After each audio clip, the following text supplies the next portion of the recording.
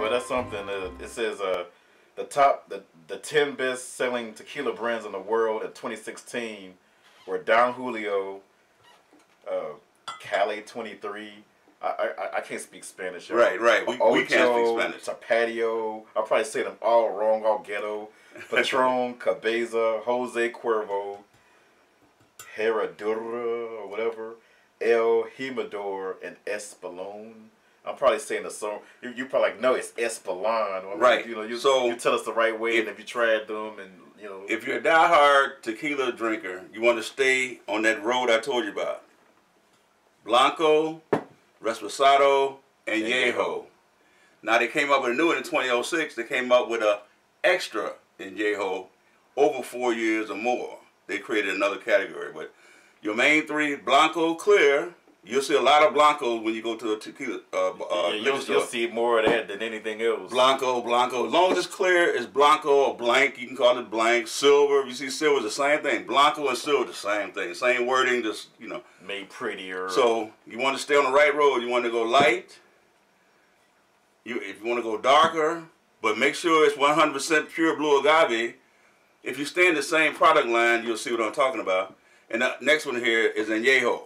So this is the right road. If you go in there and see gold, or we have one over there, premium, no. If it doesn't say those main three words, I tell you, Blanco, Reposado, and Yeho, you're going down another road. You're going out with additives and different stuff.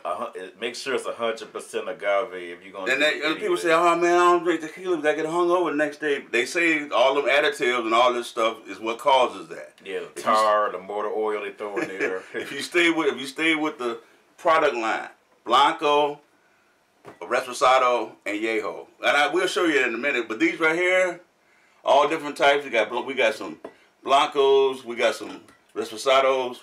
We don't have a Yeho up here, but these we will not be drinking. Well, this is one to be Añejo, you know. Right. We will not be drinking these. Yeah, that's you know, those will be auctioned off at some alley somewhere. So when you go shopping, Blanco, Reposado, and Yeho, 100% pure blue agave. And we'll show you the labeling next. Now, real quick before we get into our episode series, and the reason why I mention these two, it's like common questions, like why do people shoot tequila, and what's with the lime and salt? Now, we're going to be using these glasses here that we love Vinyl Table so much. These are Vinyl Table glasses. I believe they're called Riedel, R-I-E-D-E-L. It may be Riedel, or y'all gonna correct us, I know. You know, real quick, you know, we want to thank everyone for subscribing to us. We got a lot of subscribers. Hit that like button. Yeah, people joining us, all your feedback, we really appreciate it. Subscribe button. And thanks for, you know, being our extended family. Now, some of you hardcore tequila drinkers are going to be like, why are you guys using this, but we're tasting it?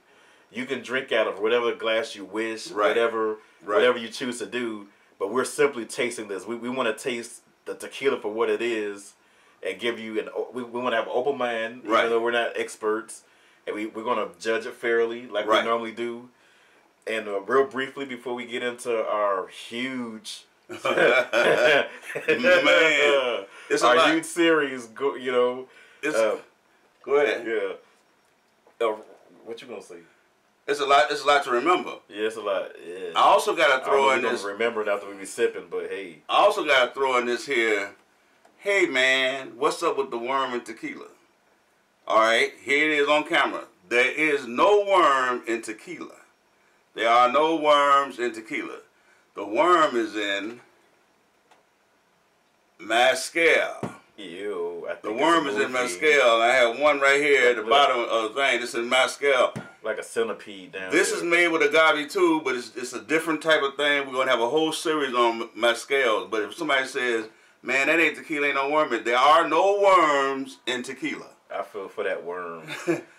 Only mezcal. Totally different thing, totally different product. It's supposed to flavor it's supposed to flavor it and all that stuff, you know. Right. I never knew for a worm to have flavor. If you want to stay in the high end, very minimal hangover, if any, 100% pure. One of them got a snake in it, like a small snake in it in the bottle. All right. 100% pure blue agave. Read the bottle carefully and stay in the order I told you. If you like the clear, that's silver, or they call it a blanco, the same thing. I'll show you the bottles. Same dual name, so I think it's 3. Some of you call it platinum. But if it's clear, if it's marketing, if it's clear like this is first stage tequila. Come right out of the distillery into the bottle or into stainless steel tanks where they ship. From tequila. It's true tequila, but it's at its purest form. If you want some age on it, to mellow it out, let it sit a little while. Reposado, 2 months to 1 year. Get some of that color in there. And you can taste the difference. If you want that really nice mellow, you want to go to the last one, or next to last, añejo. You don't have to go to extra añejo because the price goes from boom, boom, boom, bam, boom. Yeah. So stay tuned. You got something else right there? Oh yeah, real quick. And like I said, we taste. We're the Winter City Tasters, so we're gonna taste it out of this. Real quick before we get going, as far as wrapping up this what is tequila? Tequila 101. Yeah. People ask, why do they do shots of tequila? A lot of that is America. A lot of that is Americanized. Right. Westerns, old westerns, and particularly Hollywood flicks, Western flicks in the 1950s. You know, the guy was on the run, ran into a saloon. Give me a shot of tequila. You know, something quick. Somebody crossing over into Tijuana. Right. You know, you got all these border cities, El Paso, Tijuana, San Diego, all these, you know, and you know, first it was Hollywood. You know, he was on the run. He ain't had time to sit down. You know, he needed something quick to give him some liquid courage, you know, to go fight. Right. So Hollywood popularized the shots. Right. And then in more movies, like in the late 70s, they started throwing shots of tequila like it was a fun thing to do. But if you notice, a lot of commercials, and we'll get into it further in the series, they want you to sip their tequila. And so what's with the salt and lime? That ties into it.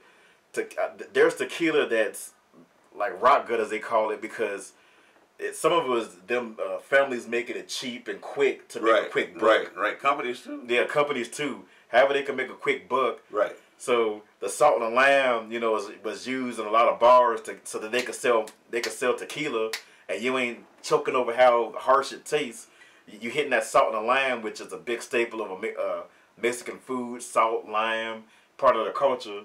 So they grabbed what they had, salt, lime. Right. You know, did a little ritual and it's fun partying, and you're not drinking. I mean, you're not drinking. Boy, we ain't even started. You're not thinking about the harshness of it because of the lime kind of, you know, the sweetness. Takes the edge off. Right. But you know, we're gonna be sipping. It's all Americanized. It's all Americanized. So we're gonna be sipping this, and you know what? We done throw a whole lot of info at you, and we got a whole lot to throw at you, and you know, so stay tuned. We got a whole bunch. A lot. Yeah. Lot. And you know, until next time, está en la puerta. Bow. I hit y'all with something. All right. See you in a minute. Yep.